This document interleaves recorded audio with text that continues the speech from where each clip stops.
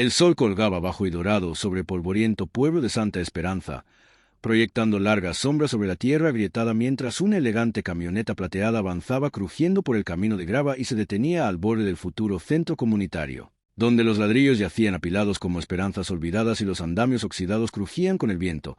Entonces la puerta se abrió y salió Camila Ortega, con la blusa blanca impecable desabrochada solo por la brisa, el blazer elegante, la cola de caballo negra cortándole la espalda como un bisturí, los ojos escudriñando el esqueleto a medio formar del edificio con la desaprobación de una reina que inspecciona el festín de un campesino, y detrás de ella rodaba una maleta que tenía más sellos que algunos aldeanos años de escuela.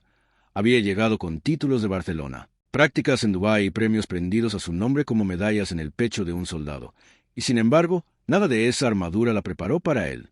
Enjambre de moscas, el calor que se aferraba como arrepentimiento o la vista de los trabajadores apoyados perezosamente contra sus palas como si el tiempo les debiera descanso. Revisó su tableta, frunció el ceño al ver la línea de tiempo y dejó escapar un suspiro lo suficientemente brusco como para cortar baldosas. Luego ladró instrucciones en un tono demasiado seco para el ritmo lento del pueblo, y fue entonces cuando lo vio por primera vez, Tomás, apoyado en una carretilla, con las mangas arremangadas hasta los codos, el sol reflejando el sudor en su clavícula, el rostro curtido por años de trabajo y silencio, los ojos como piedras de río, profundos, inamovibles, desinteresados.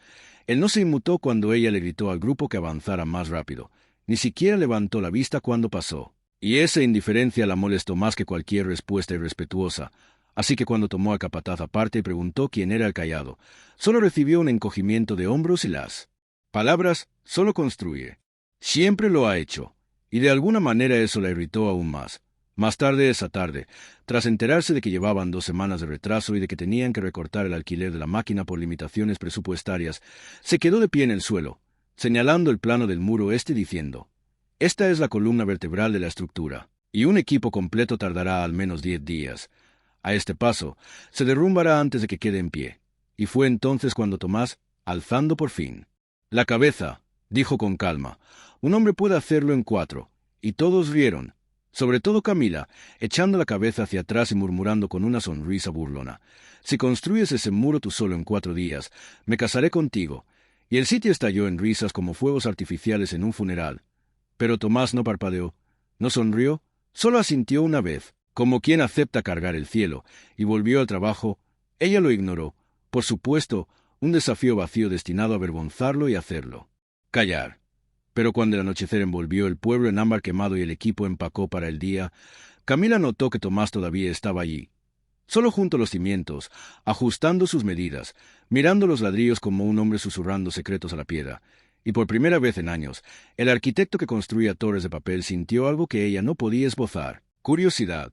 La mañana amaneció con el canto de los gallos y el suave eco de la paleta contra la piedra, y antes de que el sol hubiera despejado las colinas de Santa Esperanza, Tomás ya estaba en la obra, con las mangas arremangadas, las manos encaecidas, una tormenta tranquila en movimiento, sin anuncios, sin discursos, solo el ritmo constante de un hombre colocando ladrillo tras ladrillo como si fuera su destino hacerlo, mientras los demás trabajadores entraban bostezando y riendo, dándose codazos, juguetones y susurrando sobre el futuro novio.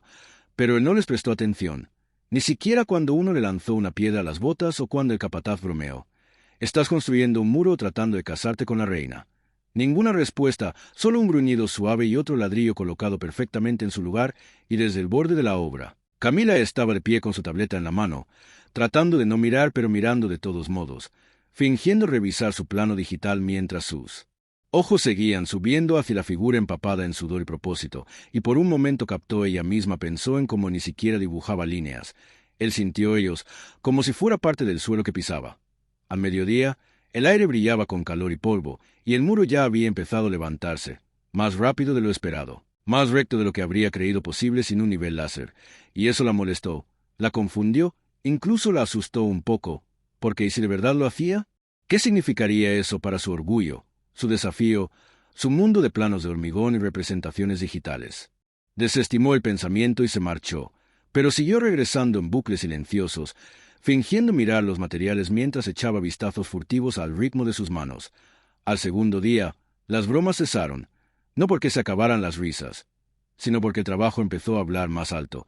Los aldeanos que pasaban aminoraban el paso, observando con asombro cómo Tomás levantaba, nivelaba, alisaba, retrocedía y repetía el proceso una y otra vez como un ritual sagrado, e incluso los demás. Trabajadores se encontraron imitando en silencio su ritmo solo para seguir el ritmo de la energía que vertía en cada bloque. Camila ya no podía ignorarlo. La segunda noche, se quedó más tiempo de lo habitual, sentada en su todoterreno alquilado, fingiendo revisar sus correos electrónicos mientras el crepúsculo se extendía por el horizonte y a través de parabrisas. Lo vio todavía trabajando, la linterna sujeta a un poste de metal, las manos temblorosas pero implacables, la camisa empapada. Los labios agrietados y algo desconocido se agitó en su pecho, no lástima, ni admiración, tal vez culpa, tal vez algo más profundo. Así que salió al aire. Fresco y, sin decir palabra, se acercó y colocó una botella de agua cerca de su caja de herramientas, los dos congelados en un momento denso de cosas sin decir. Él levantó la vista, sorprendido pero no sobresaltado, asintió una vez y siguió trabajando, y ella no se movió, no habló, solo observó, de cerca esta vez, estudiando sus ángulos, su respiración, la forma en que limpiaba el polvo de un ladrillo antes de colocarlo como si le pusiera una corona a un rey. Al tercer día, el tiempo cambió. Truenos a lo lejos, llovizna como advertencia, y él seguía trabajando, cubriendo el muro con lonas, construyendo bajo plástico como un poseído por algo antiguo e invisible, y Camila, quitándose la chaqueta y arremangándose, recorría el perímetro con una carpeta y el corazón acelerado, sin saber si estaba impresionada o nerviosa. Su sarcástico desafío ahora tomando forma de profecía. Oyó a algunos aldeanos apostando, y una anciana murmuró: «Ese muro no caerá, no cuando un hombre construye con él». «Alma». Y esas palabras se grabaron en la mente de Camila, resonando incluso cuando intentaba ahogarlas en lógica y plazos. Para esa noche, el muro estaba a medio terminar, sólido y hermoso, y se dio cuenta con un sobresalto de que, por primera vez desde su llegada, no había marcado en rojo ni una sola corrección o queja en 2 días. ¿Y lo más extraño? No quería hacerlo. A la cuarta mañana, algo había cambiado en el pueblo.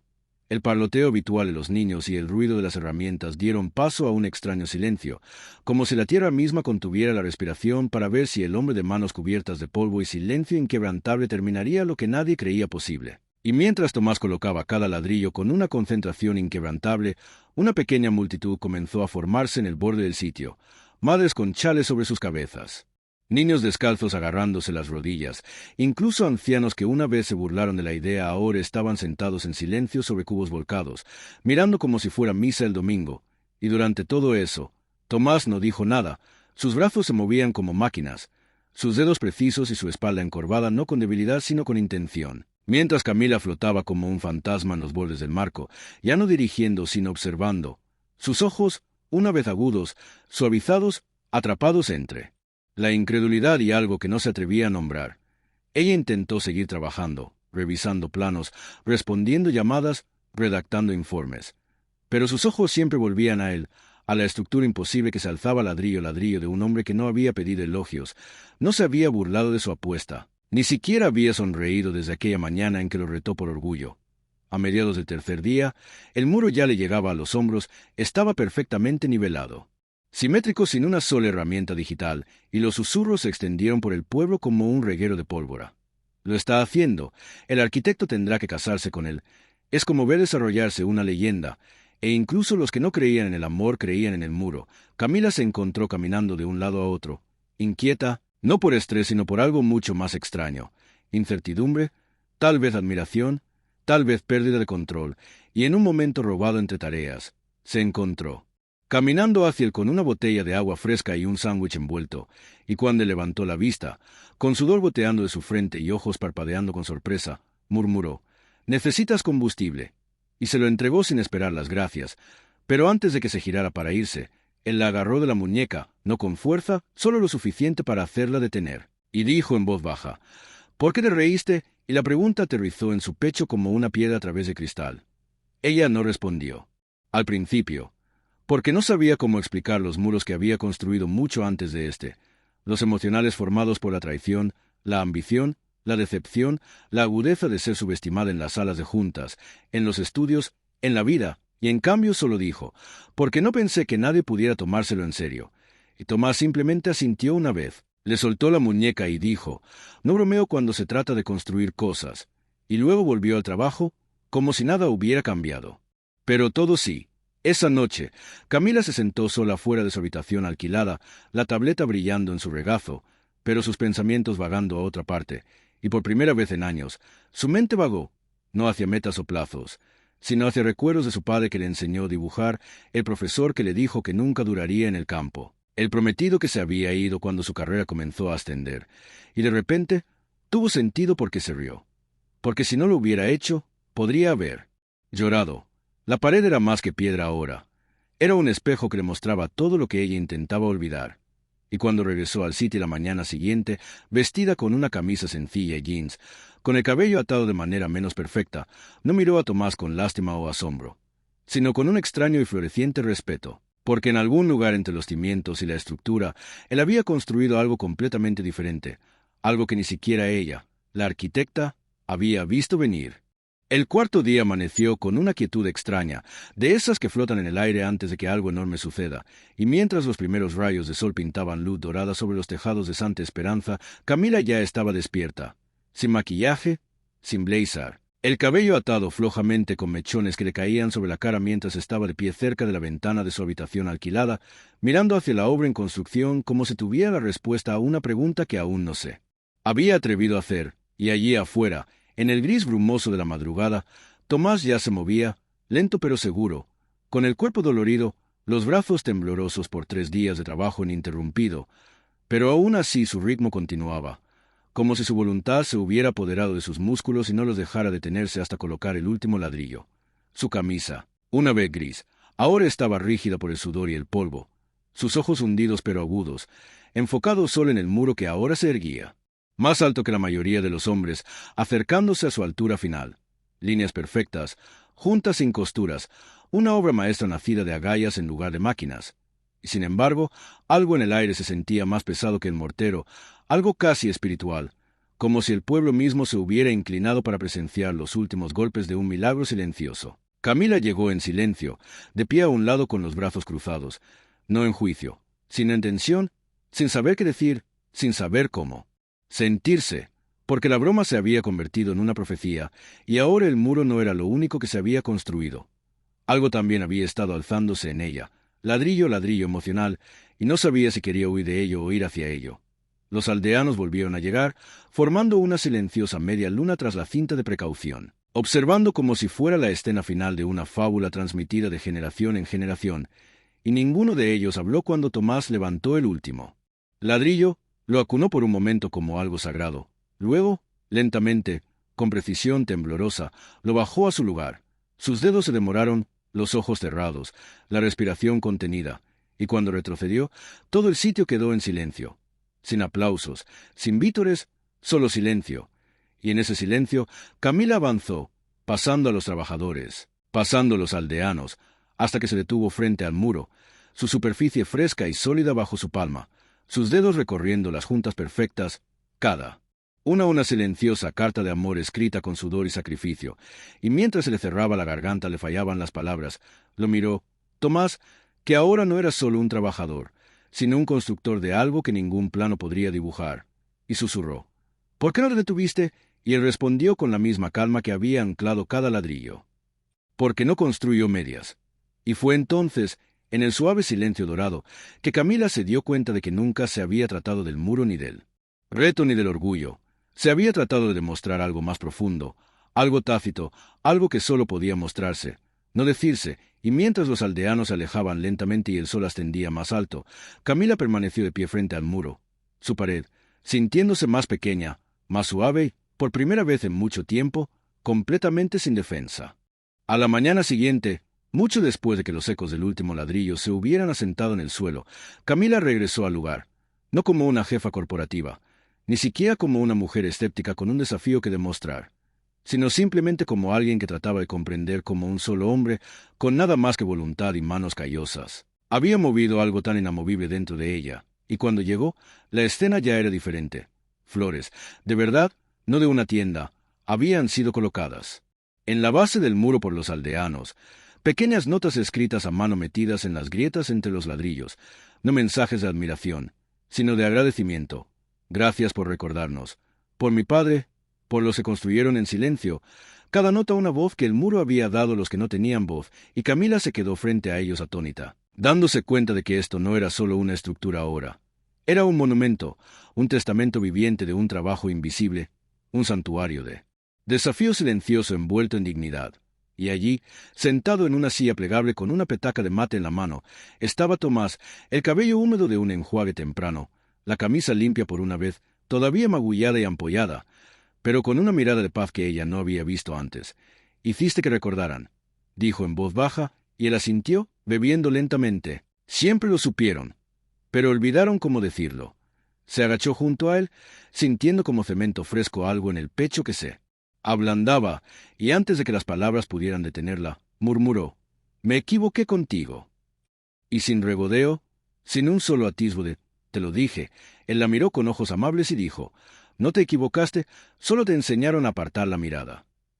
Y en ese momento sintió la vergüenza no de sentirse derrotada, sino de haber estado fiera ante algo hermoso. Y cuando finalmente llegaron los medios, con drones, cámaras y ángulos entusiastas, no fue ella quien dio un paso al frente para hablar, sino uno de los viejos albañiles con los que Tomás había trabajado, quien les dijo a los periodistas: «Este muro no es noticia. Lo que es noticia es que por fin alguien nos dejó construir algo sin robarlo a medias». Y de repente, Tomás dejó de ser un meme o un símbolo para convertirse en una historia. El hombre que construyó un muro solo porque creía que era posible hacerlo. Los titulares abundaban. Los vídeos se viralizaron. Pero Tomás, siempre el trabajador silencioso, rechazó todas las entrevistas de televisión, y más tarde le dijo a Camila: «Deja que el muro hable. Habla mejor que yo». Y cuando ella le ofreció un contrato formal, un puesto en una campaña de marketing y un puesto fijo al frente de proyectos, él solo sonrió, se limpió las manos polvorientas y dijo: «Solo si los trabajadores tienen sus nombres en cada placa». Y fue entonces cuando Camila comprendió que no se trataba de redención, venganza ni siquiera de orgullo. Tomás había convertido su broma en un movimiento y, al hacerlo, había destapado una verdad inconmovible. Y así, semanas después, cuando la ciudad develó una placa de bronce en la base del muro, no llevaba un solo nombre, sino 47. Cada trabajador que alguna vez había sido burlado, ignorado, mal pagado o olvidado. Y sobre todos ellos, en negrita, se leía: «Construido por manos que el mundo intentó no ver». Y Camila, ahora parada a su lado no como una jefa, sino como algo mucho más complejo. Sabía que la historia nunca sería suya, ni siquiera suya. Pertenecía a la pared, y la pared nunca dejaría de hablar.